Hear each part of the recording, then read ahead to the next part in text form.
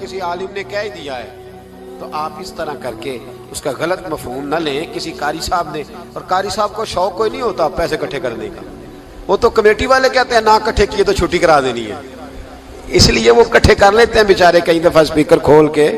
تو اب وہ جو سن رہا ہے اس کا بھی پریشر بڑا ہوا ہے, کہتا ہے ساؤنڈ نہیں دیتا پہ بہن. تو بارک اللہ فی اہلک و مالک, اللہ تیرے اہل میں بھی برکت کرے, اللہ تیرے مال میں بھی. یعنی جب بھی تمہیں کوئی ہدیہ دے تو اس کے مال کے لیے بھی دعا کرو اور اس کی اولاد کے لیے بھی دعا کرو. یہ حضور نے ہمیں سکھایا ہے.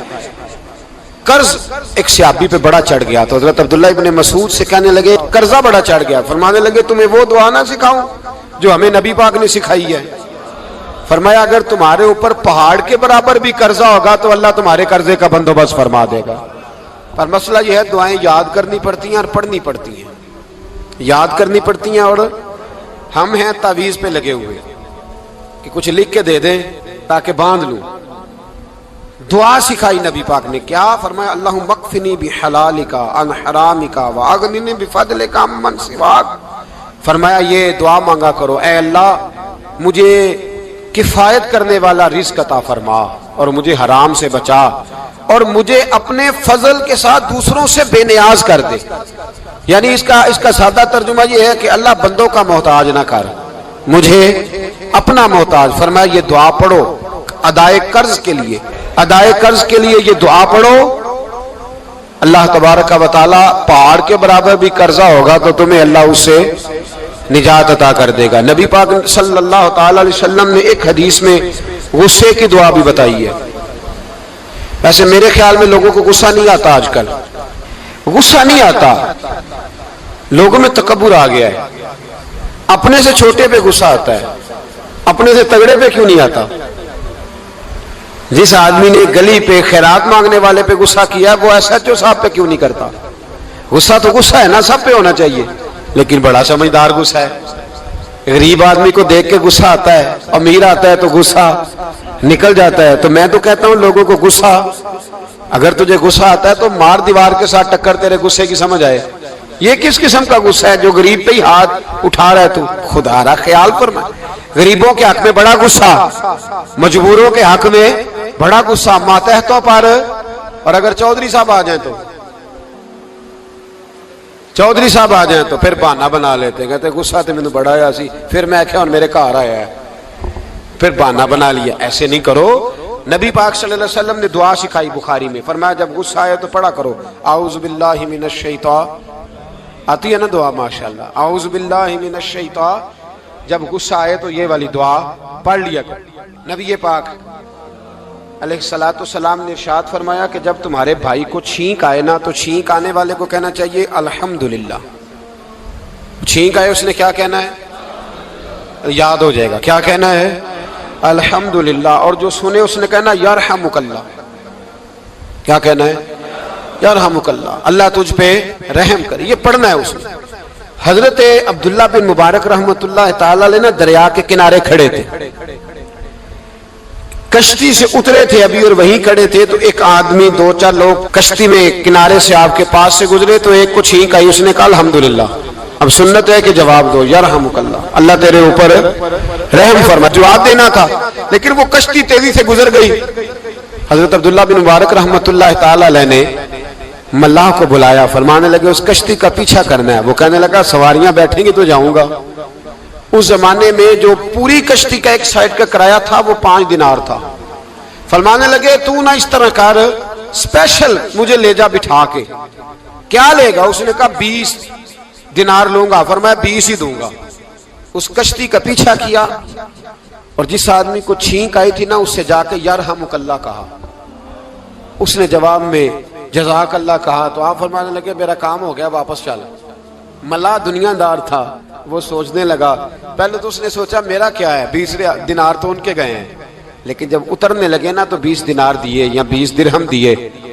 تو وہ کہنے لگا حضرت جی صرف ایک لفظ کہنے کے لیے آپ نے اتنا پیسہ خرچ کر دیا. فرمایا لفظ کہنے کے لیے نہیں, اپنے مصطفیٰ کی سنت ادا کرنے کے لیے, اپنے نبی پاک علیہ السلام کی سنت ادا کرنے کے لیے. یرحمک اللہ, اللہ تیرے اوپر رحمت کرے. کس طرح کا خوبصورت انداز سکھایا ہے. دیکھیے ایک حدیث ترمذی شریف میں نبی پاک صلی اللہ علیہ وسلم نے فرمایا کسی بیمار کو دیکھ کے یا کسی مصیبت میں مبتلا آدمی کو دیکھ کے تم یہ دعا پڑھ لو تمہیں کبھی وہ مصیبت نہیں آئے گی. کیسی خوبصورت دعا ہے. کسی مصیبت زدہ کو بیمار کو دیکھ کے پڑھو تمہیں کبھی وہ مصیبت الحمدللہ الذی عافانی مما ابتلاک بہ وفضلنی علی کثیر ممن خلق تفضیلا. اللہ تعالیٰ کا شکر ہے جس نے مجھے اس مصیبت سے عافیت دی اور اس بیچارے کو یا تجھے اللہ نے مبتلا کیا اور اللہ نے مجھے اپنی بہت ساری مخلوق پہ فضیلت دی ہے. یعنی اللہ نے مجھے بڑا اچھا رکھا ہوا ہے یار, میں تو الحمدللہ بڑا اچھا ہوں, دیکھو بیچارہ. یعنی یہ دعا بھی ہے اور اپنے اوپر شکر ادا کرنے کا ایک.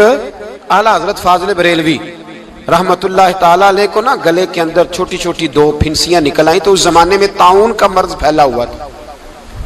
ایک بڑے قابل حکیم کو لایا گیا, انہوں نے چیک کر کے کہا آپ کو تو طاعون ہو گیا ہے. فرمانے لگے چل دوڑ جا, مجھے طاعون نہیں.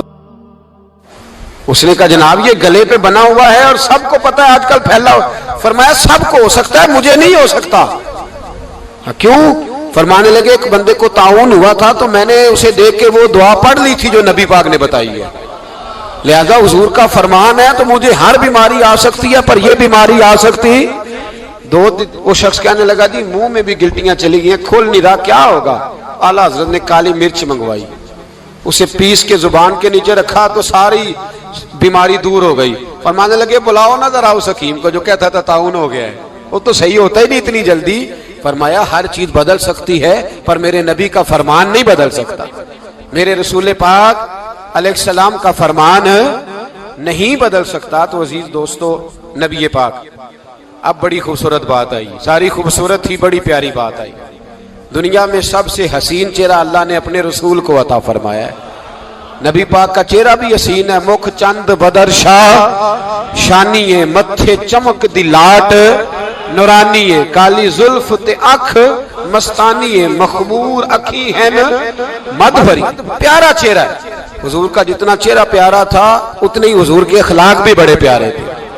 لیکن میرے نبی پاک علیہ السلام جب آئینہ دیکھتے, کیا دیکھتے؟ حضور جب آئینہ دیکھتے, ہمارے نوجوان بھی سارا دن آئینے کے آگے کھڑے رہتے, کبھی بال اس طرح کے بناتے ہیں کبھی اس طرح کے.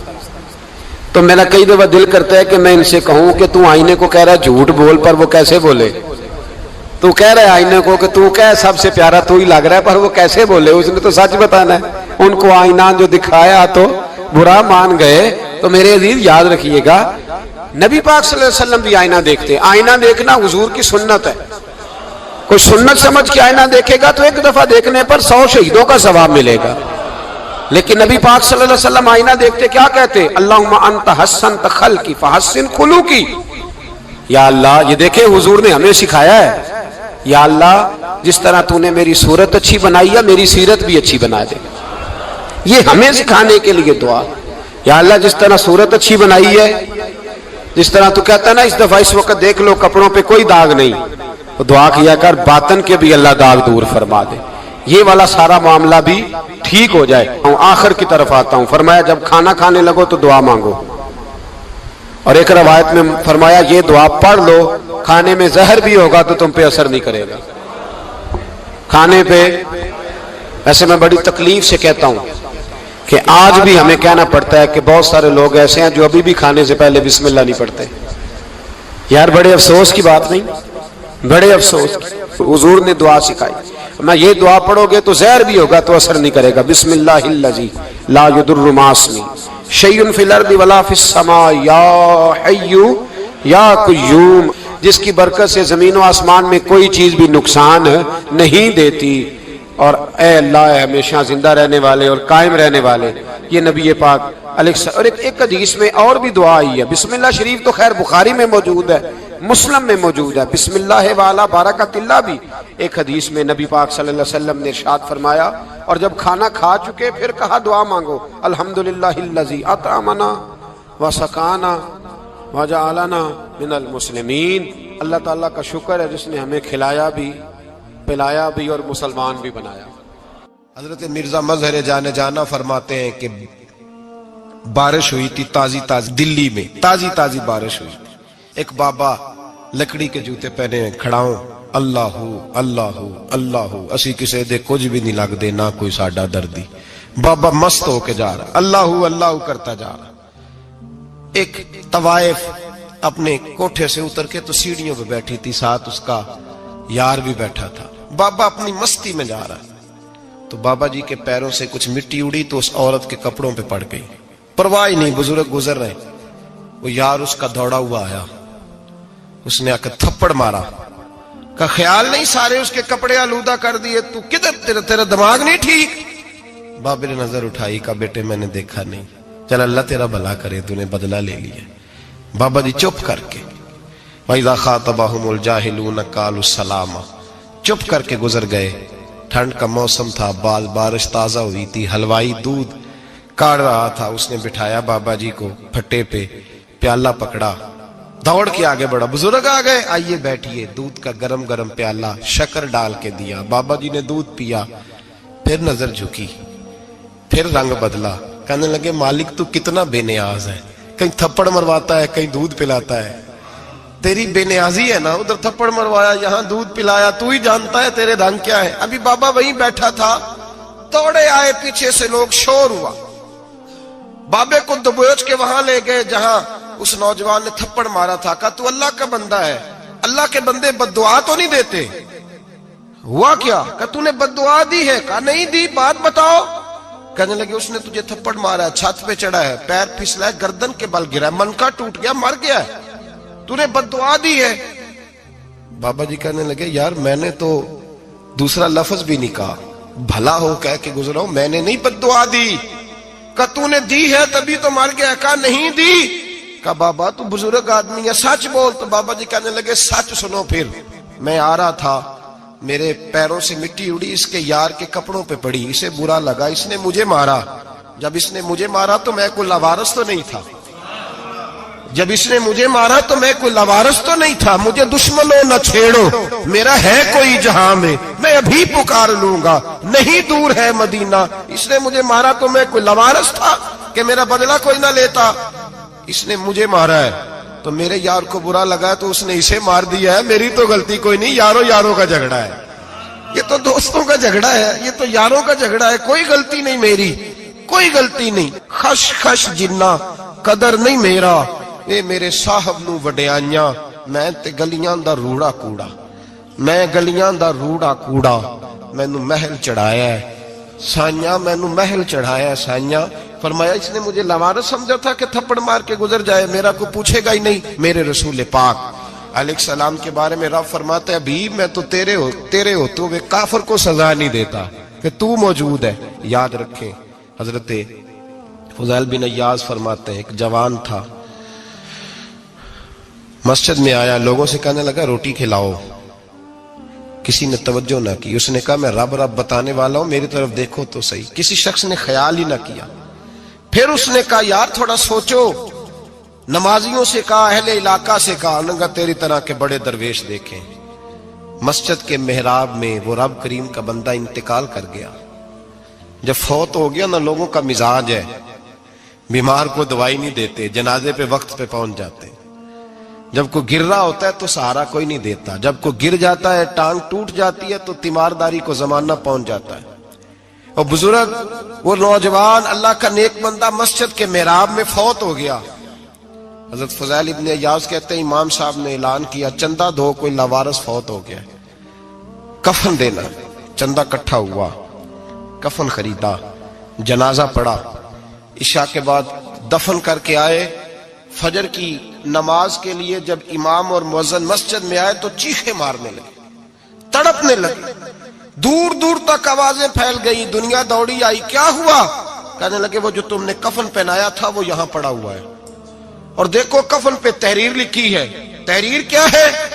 अर्श के मालिक ने फरमाया मेरे दोस्त ने रोटी मांगी, तुमने दी नहीं, उसने तुम्हें मेरे करीब करने के लिए अपनी तरफ तवज्जो कराई, तुमने की नहीं, और मेरा यार तुम्हारे कफन का मोहताज था, संभाल के रखो अपना कफन, मैंने उसे जन्नत का लिबास अता फरमा दिया, संभाल के रखो, ये कोई लावारिसों का टोला है।